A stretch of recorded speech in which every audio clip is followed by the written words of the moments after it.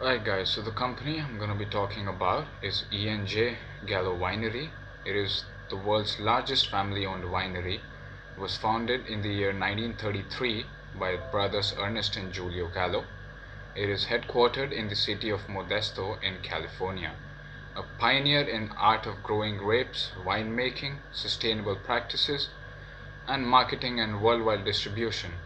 Gallo crafts and imports wines and spirits to suit a diverse range of tastes and occasions, from everyday offerings to boutique and luxury bottlings.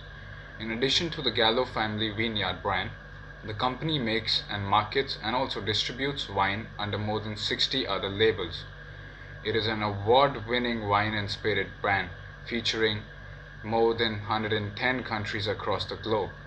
The Gallo portfolio is comprised of more than 100 unique brands. Some of them include the Barefoot Cellars, the Dark House, the Gallo family vineyards. The premium offerings include Apothic, Carnivore, Chate, the Columbia Winery, etc. Hello, let's look at the journey of Sula Vineyards in becoming the largest wine producer in India. Sula was established in 2000 by Rajiv Samant and named after his mother Sulabha. Rajiv used to work in California and was greatly fascinated by the production process of Californian wines. On his return to India and at a trip to Nashik, he thought how wonderful Nashik was to grow good high quality grapes. Thus, his wine fascination turned into Sula Vineyards. Sula was formed with a view to deliver high quality Indian made wine that suited international production standards. Thus, a very well known winemaker from California was appointed as the master winemaker at Sula Vineyards. Today, 19 years later, Sula has gained more than 65% of the market share and has established itself as an acclaimed brand consisting of many domestic labels as well as many imported premium wine labels. So now let's take a quick look at the business model canvas for E&J Gallo.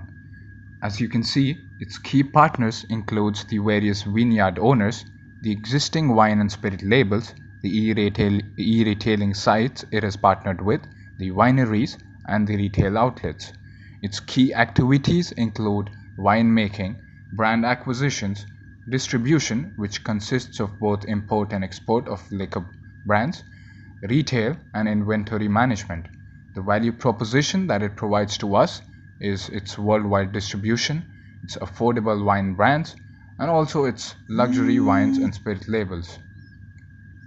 Now, coming to the customer relationship, it has a wide variety of wine and spirits. It provides assured quality and also caters to affordable brands, and also distributes and owns luxury brands at the same time. The different customer segment it caters to includes the college students using its cheap and affordable brands, the low and mid-income households using its affordable liquor brands, and the high-income households using its luxury labels. The channels which E&J operates through include the retail liquor shops, online marketplaces. It also uses various different labels and their respective distribution channels. Now, coming to the key resources, the key resources includes the various vineyards, the wineries, the distributors, the warehousing facilities, and the transportation facilities. Coming to the cost part, manpower, cultivation, brewing, distribution, storage, marketing, transportation, acquisition, and licenses make up for the major part of its cost. Now, coming to the revenue, E&J earns through its retail sales, its import and export distribution channels, and also through strategic partnerships. So now let's talk about the profitability model displayed at E&J Gallo. The profitability model is very similar to the product pyramid profit model and also takes hints from the relative market share model. Now, with its low-end wine labels such as Andre, Boonies Farm, Thunderbird, and Night Train, it tries to build a base that is low-priced and high volume.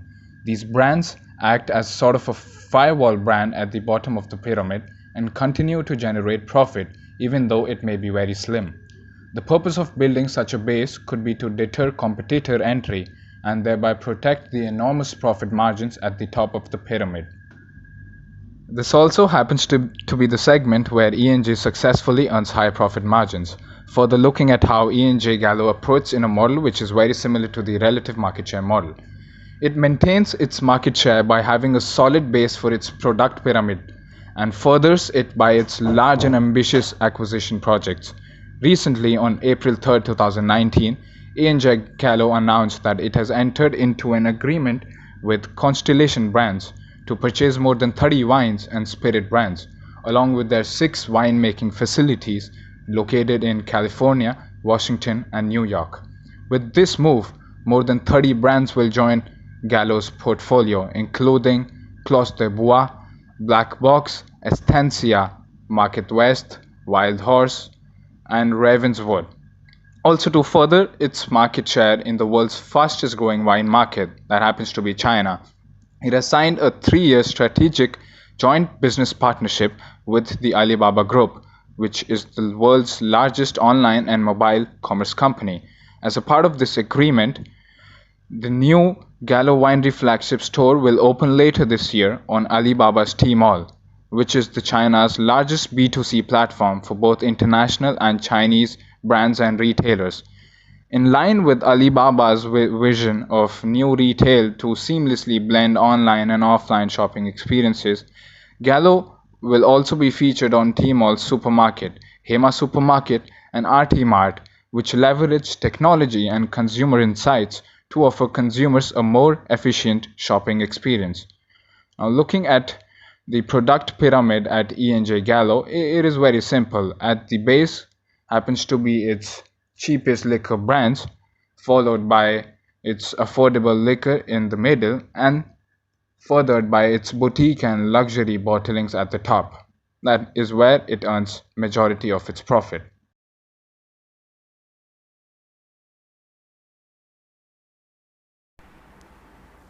Let's take a look at the business model canvas for Sula Vineyards. The key partners for Sula are farmers in Nashik. Sula was formed with the view to take advantage of the extremely promising climate of Nashik for growing high quality grapes.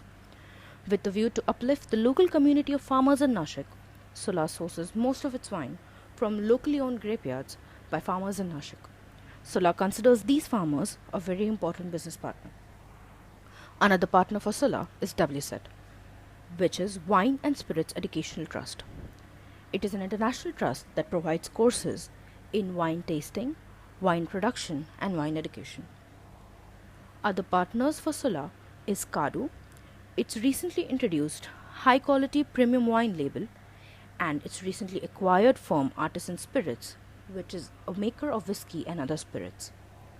Key activities for Sula are production and marketing of wines and organization of Sula fests and tours. Key resources for Sula are its 300 acres of land in Nashik and now recently acquired land in Karnataka, a vineyard consisting of a wine cellar, gift shop, resorts and restaurants, and its winery where blending and production takes place. The cost structure for Sula consists majorly of costs of operations, which includes sourcing, production and distribution, and the costs of marketing activities through organization of fests and tastings. The value proposition of Sula is very unique and much different from other wineries. Sula claims that Sula wines are better suited to Indian cuisines due to its understanding of the Indian palate. Sula gives the highest quality Indian made wine, which is made from sustainable and eco-friendly operations. Sula provides a wide range and variety of products to suit all budgets and tastes. Sula greatly benefited from the first mover advantage, wherein the industry of wine in India was still at a very nascent stage, and Sula not only marketed its wine but also educated the Indian consumer on the health benefits of wine, and was among the first firms in India to provide high quality Indian made wine. Sula gives a lot of importance to customer relationships. Sula greatly indulges in customer engagement through Sula Fests and Sula Vineyard tours, such that now Sula Vineyards is open for events, even weddings, and is constantly a destination for trips and tours throughout the year. The channels Sula uses to distribute its products is primarily through offline distribution through retailers and hotel tie-ups. Sula also uses its fests and tastings as a very important channel for its sales of wines. The customers that Sula targeted are the urban population that is increasingly acquiring the taste of wine in India. Sula's initial targets were the independent urban women who were seen as the primary consumer of wine. The revenue streams for Sula are both through B2C and B2B sales. Sula's B2B sales are much higher than B2C as Indian consumers are still apprehensive about buying bottles of wine compared to their foreign counterparts and prefer buying wine by the glass at restaurants. Another significant revenue stream for Sula is through its organization of tastings and tours to the vineyards. Let's further take a look at the profit model of Sula Vineyards. Sula's profit model can be seen as a mix of three different profit models, the most prominent one being the relative market share model. Sula was one of the first movers in the Indian industry of wine. Thus, Sula's market share today is above 65%.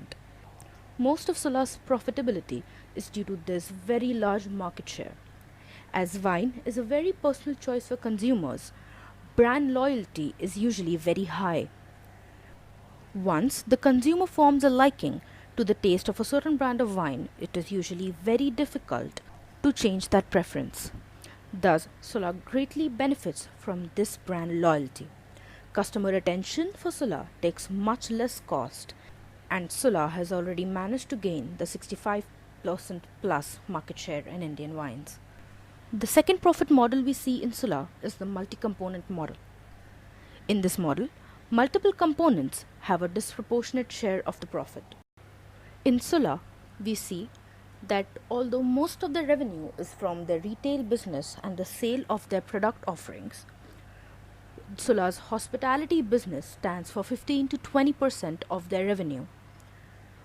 The sales through the hospitality business are also at 30 to 35% of their revenue through hospitality. Sula's hospitality business consists of its fests, its resorts that are open to public for holidays, the tasting room, which constantly holds wine tasting events, and opening of Sula vineyards for conducting multiple events and even weddings. As alcohol advertising is illegal in India, Sula initially came up with these measures as a way to market its offerings. But today they have culminated into a separate hospitality business stream for Sula. The third and the last profit model we see in Sula Vineyards is the product pyramid. Although Sula's product pyramid is not as pronounced as the industry is still in a very nascent stage, we can clearly see the differences in the offerings for Sula wines. Today, as the industry is still growing at a rapid pace, Sula's product pyramid has a few blurred boundaries, but we can see the differences in offerings given by Sula's high-end luxury brands such as Sula Reserve, Dindori, and its premium label Kadu, whereas its mid-range brands, which are Mosaic, Satori, Brut, Late Harvests, etc., and its economy brands, which are Dia, Madeira, and various port wines. Sula's wine ranges from Rs 400 to 450 per 750 ml bottle to Rs 1200 to 1300 for its premium labels. As the wine industry in India matures, Sula will be able to greatly benefit from this product pyramid. Now let's have a look at the key similarities between the E&J Gallo Winery and the Sula Vineyards. The key similarities are in the product offerings. Both the firms have a wide range of self-produced as well as imported portfolio of labels. Another similarity is the cost structure, which includes common components such as land and production cost, although Sula has other significant costs too. We also see similarities in the channel through retailers and distribution, except where E&J is going to online distribution too. Both the firms have a wide and rich spirit portfolio.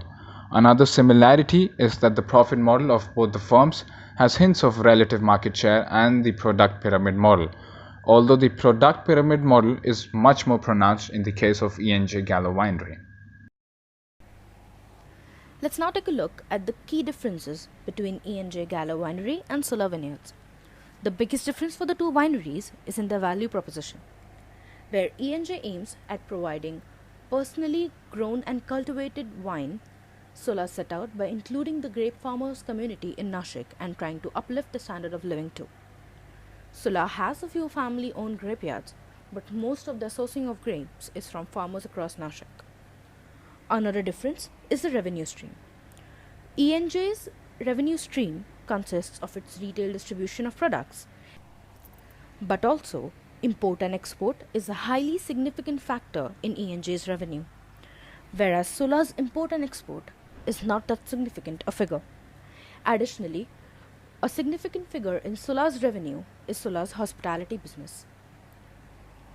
Thus, Sula and E&J also differ greatly in their marketing approaches, where E&J Gallo Winery uses traditional approaches of marketing. Sula Vineyards, due to India's restriction to advertising of alcohol, came up with very innovative and different approaches to marketing its products. Considering the portfolio of wines these firms have, E&J Winery's portfolio is far more wide than Sula's portfolio currently. Sula is concentrating more on the growing industry in India and marketing its own domestic labels in India first. Thus, that is why Sula's import-export is an insignificant figure, whereas E&J's import and export is a very, very significant figure, as E&J is the biggest importer as well as exporter of Californian wines.